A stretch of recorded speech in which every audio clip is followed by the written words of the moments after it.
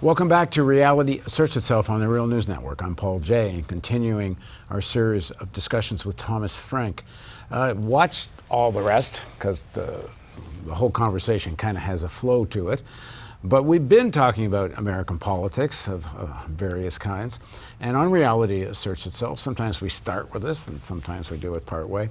We want to get the story of who the person is we're talking to. What I mean by that is, why do they think what they think? Not just what they think. What were the main things that formed their political view, the way they look at the world? And so that's what we're going to do now with Thomas Frank. Thanks very much for joining us again, Tom. Paul, it is still my pleasure to be here. But that may change in this segment. Tom is a political analyst, a historian, a journalist, a columnist for The Guardian. He's formerly wrote for Harper's Magazine, Salon, The Wall Street Journal, founded The Baffler, and he's written several books, including What's the Matter with Kansas, and most recently, Listen Liberal. So, you're born in Kansas City, Missouri in 1965. Correct. Give us a sense of what you were born into. What I mean by that is the kind of culture, the class, the... So when my family lived in the suburbs. Kansas City is mainly in Missouri, or it was at the time. It's since spilled over the border. But my family lived in the suburbs in the state of Kansas. And at the time, we lived in a pretty blue-collar suburb out very far away from, from downtown Kansas City, Missouri. It's not as far anymore. The city has grown enormously. And at some point, we moved to a very wealthy part of Kansas City, of the suburbs of Kansas City. Now, was that a change in economic situation for your family? Family got wealthy? Not all that wealthy, no. It was, it was always a sort of, I don't know how you'd put it. It was like we lived there, but we were clearly not, didn't belong there. You know what I mean? And so the kids that I grew up around, were the sort of ruling class of Kansas City. But there was always I was clearly not one of them. And I'm assuming very white. Oh yeah, absolutely. What did your family do? What kind of work? My dad was an engineer, and my mom was a nurse. So, as you come to consciousness, I'm assuming, like most Americans, when you hit pre-K or kindergarten at least, you got to put your hand here and pledge allegiance to the flag. Oh yeah. Yeah. And I did that with enthusiasm. You did and still do? No, did. Did. I mean, I don't go to school anymore. Yeah. I was with enthusiasm. I was a very conservative kid. It was the early 70s. I started elementary school, would have been in 1970 or 69 maybe. So Vietnam War has to be at least within your horizon. Yeah, absolutely. And I was very patriotic. And I remained that way for a long time. In fact, I was, politics takes a long time to dawn on you, but I was a fan of Ronald Reagan. I was very conservative. In high school, I was very conservative. I went to a high school reunion of mine, and some guy that I knew in high school was surprised to learn that I wasn't still a conservative. Yeah. Anyhow. I've talked about this before in Real News, but I grew up in Canada. I'm a dual citizen, but I've always seen Americanism as pretty close to a religion, and then many religions weave Americanism into the actual body of the religion. Yes. The flag is pretty close to Jesus in some religions. Yeah. Was that for you? I was, I kept the two separate, of course, but I was also very religious. But no, the kind of fundamentalist or evangelical excess, I would say excess, the stuff that we associate with evangelical culture, no, that was not familiar to me at the time. I went to a mainline Protestant church, and although I was very familiar with obviously with religion and was pretty religious, no, I knew to keep the two separate. But both religion and what I'm calling a religion of Americanism, and even if they're separate, they both need great leaps of faith and have big doses of fundamentalism in them. Yeah. And certainly the way history is taught in most schools about America, it's a rather religious view of, naive view really of American history. Yeah. It still gets to the core of your psyche. Like you start, you have a sense of who I am. That's very much at the core of who I am. Now here's where the sort of story of my political development takes an interesting turn. And that is that Kansas, so I was growing up, now like I said, in the suburbs of Kansas City, Missouri. So I'm just over the border, just barely in Kansas. But they did, in my elementary school, one thing they did emphasize was that we were Kansans and we were different from those people in Missouri, And in fact, Kansas had fought a border war with Missouri 10 years before the Civil War over the issue of slavery. And it had been pretty savage, This is John Brown and that kind of thing. They called it Bloody Kansas. And so Kansas identity was very important to us. And one of the things that was, that now looking back from my middle age on back at my youth is how populist everyone was that I grew up around. That populism was just in the air we breathed. That this distrust of authority, this hatred of elites, aristocracy, presumption, all of that was just second nature in Kansas. And what's funny is that, like I said, I was surrounded by fairly affluent people, and they were this way too. Everyone was this way. Only they had a weird, and this again didn't occur to me till many years later, they had a weird sort of upside down way of understanding populism, which is that the elite that is holding you down is the government. And in fact, it took me years to understand that this was in fact, this was populism stood upside down. This wasn't the real deal. I didn't realize that till I went to college. When Ronald Reagan was running for, Ronald Reagan had his whole populist appeal, and I bought it, man. I thought he was, by the way, Carter did too, and I liked that too. I liked both these guys, Jimmy Carter and Ronald Reagan, but Reagan really had it down. He had that, remember that sort of Reader's Digest way of talking and those anecdotes that he would tell, and where you're growing up is predominantly Republican. Yes, Kansas was very Republican. Now, Missouri was not. Missouri was this is Harry Truman. Harry Truman was also from a suburb of Kansas City, Independence, Missouri. Missouri was traditionally a Democratic state, but Kansas was Republican. Now, this is true, but it also confuses a lot because the Republicans were not necessarily right-wing. The Republicans in Kansas were not necessarily right-wing, and the Democrats in Missouri were not necessarily left-wing. They're all over the map. Well, these are one-party states. Well, the big dividing issue of that time, as you start to come to more political consciousness, and it's a very political period, is the Vietnam War. That's right. No, I got to say up front, I'm going to ask the question, but Tom told me already he's not going to talk too much about what his parents think or don't think, but I'm asking anyway. What was your own, as you grew up thinking about Vietnam War, what was it in your family, what was it in your community? Because across the country, there's nothing more divisive at the time. Vietnam War. So I was very pro. I built plastic models, and I loved fighter planes from World War II. And for kids my age, World War II was still the great heroic story in the background, and we admired and honored those. The other kids' dads had all been in World War II, and so it was tough to. For that realization to happen that the Vietnam War was a bad idea. But I think even in the most patriotic communities like the one I grew up in, people came to that understanding. Look, the Tet Offensive, I was 3. I don't really remember that. By the time I had come to sort of consciousness and awareness, Nixon was president, the public had really turned against the Vietnam War. Even very patriotic people were like, this is a bad idea. This is a terrible mistake. What's funny is people turned against Nixon too. And I remember the day Nixon resigned. That was, even in a Republican place like Kansas, people were sick of that guy.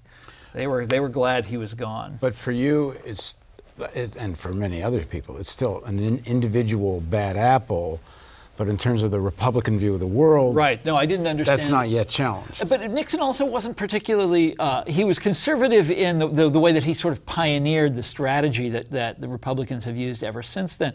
But he wasn't a particularly conservative president or anything like that. It was, all the sort of way that we understand modern conservatism didn't come in until later on in the 70s. I mean, in the 70s, the country started turning that way.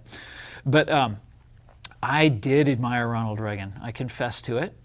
I thought he was a great man. I thought he was a real historic figure. But I was 15 in 1980, and the way I think about it is I was exactly the age when you should admire a guy like Ronald Reagan, because he speaks in fairy tales, He's talking to children, and that's how he understands the world, is with these very simple, these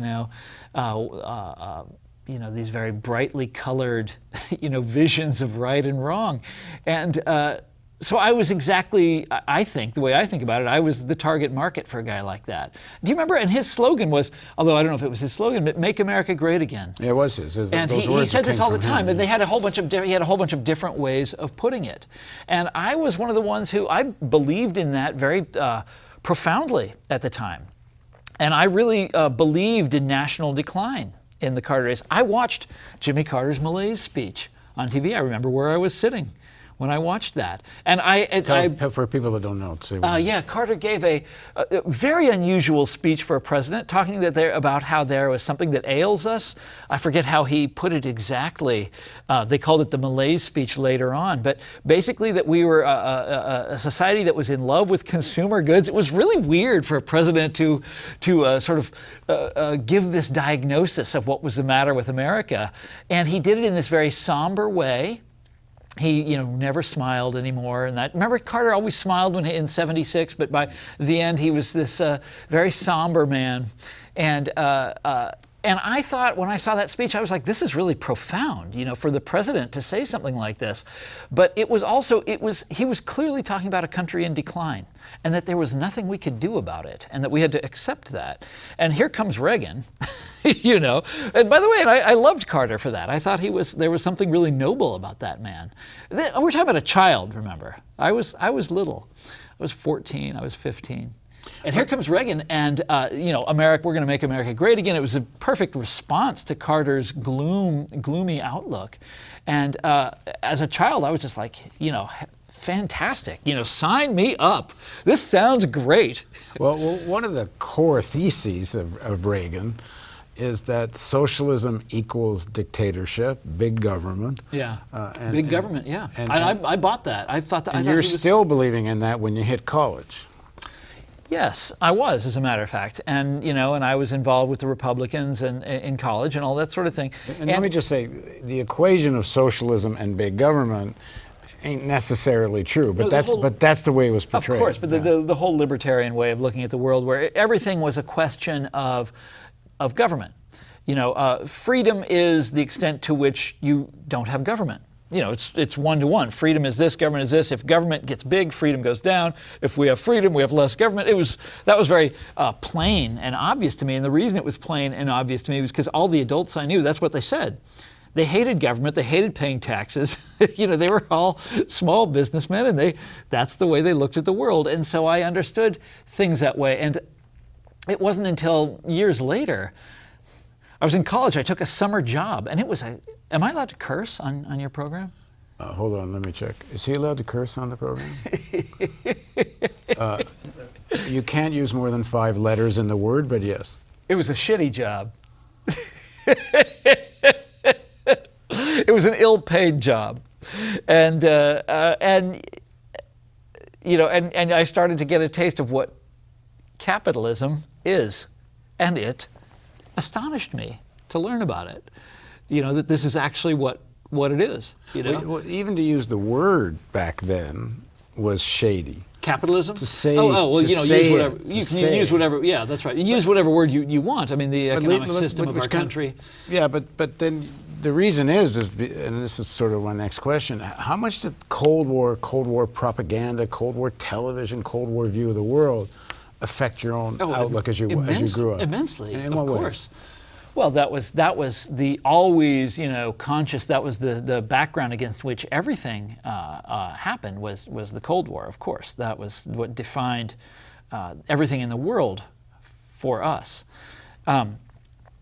Now, I still think, the Soviet Union, of course, that was a terrifying threat. I'm still right there on that one.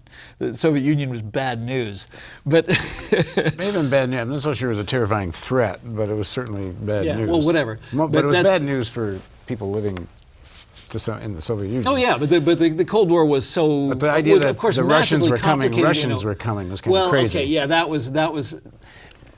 was pretty loony. I didn't come into many. I didn't run against many examples of that. But do you want to hear a funny story? So in 1983, I was on the debate team in my high school, and I was pretty good at it. This was my sport, and I loved it. You can imagine, right? I really took to this sport, and did massive. I overdid it on the research. Way massively overdid it.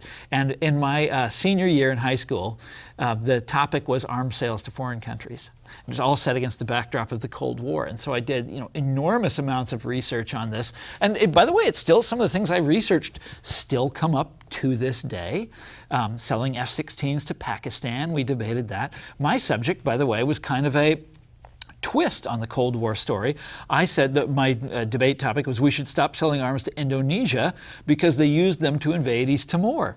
And they had committed these incredible atrocities in East Timor, which we would then prove, using all this horrifying, and it's still a horrifying story. You're doing that, and you're still in more or less Republican. I'm still, yeah. I had a picture of an F-16 on my briefcase. I remember that, right? But there's always, there's always stories around the edges of the Cold War that are just horrifying and awful, And these people certainly didn't deserve what Indonesia did to them.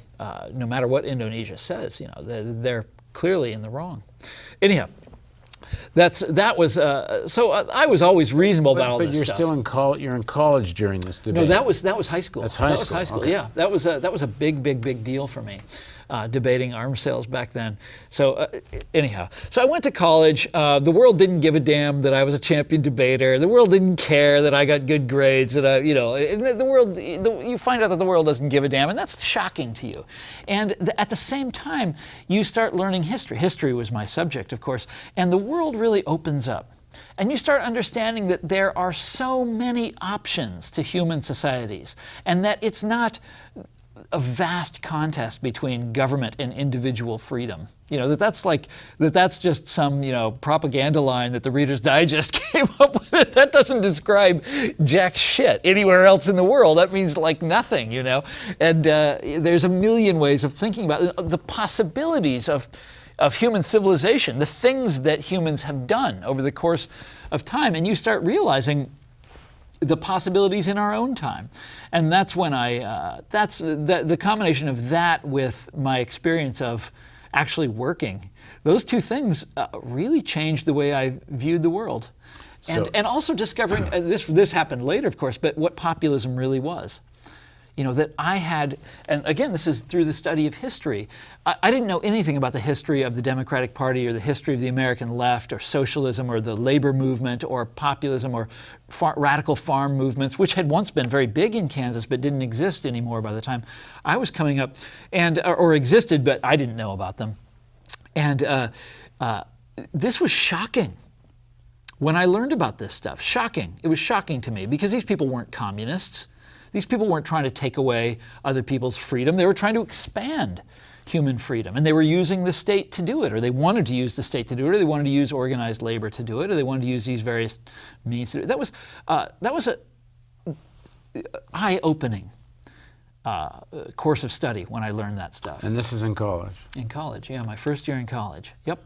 And when did you start? Then I went a little too far. And when did you start to encounter, progressive literature, progressive writers, left-wing literature? Oh, so when did I start? Started Baffler magazine in 1988. I graduated. Not in college. No, I graduated the year before. So I graduated in '87. In terms of what stuff you would read, did you read any Marx and Engels, any left-wing stuff? I never really. Marx was too dry for me, but yes, I did. Of course, I started reading The Nation magazine. College. Yeah, in college. Yeah, I started reading The Nation magazine. I started.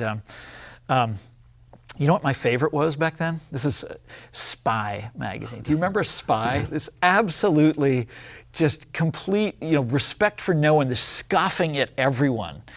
Oh, I loved that thing. And so we started the Baffler magazine in 1988, my friends and I, and a lot of it out of admiration for Spy magazine. One of my other great heroes at the time, and he was a conservative, but I loved the way he wrote, was H.L. Mencken from right here in Baltimore.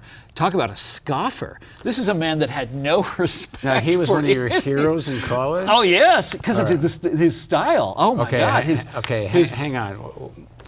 This is Mencken's one of the more reactionary writers in the whole American tradition, right. But if you, well, some parts of what he was doing were not when he went against the fundamentalists and went against World War I. I mean, he was, and not when he went against prohibition. He was against World War II too, right? I never read anything from him from that period. When you got into Mencken as a young man in that period, the essays that you would read were these collections that had been put together in the 40s and 50s, and they did not include his denunciations of Roosevelt. I didn't know about that. I was a big admirer by this point of Roosevelt. And in his correspondence later, they found all sorts of terrible things. Pro-Nazi, racist. Yeah. So I didn't know. I wasn't aware of any of that. But the essays of Mencken's from Baltimore, by the way. Yeah, the essays of Mencken that I liked, that I appreciated, were the ones from the 20s, the famous ones. Scoffing at American pieties of every description. Making fun of the South. Do you remember this? The Sahara of the Beaux-Arts? I don't know his work. Oh, man.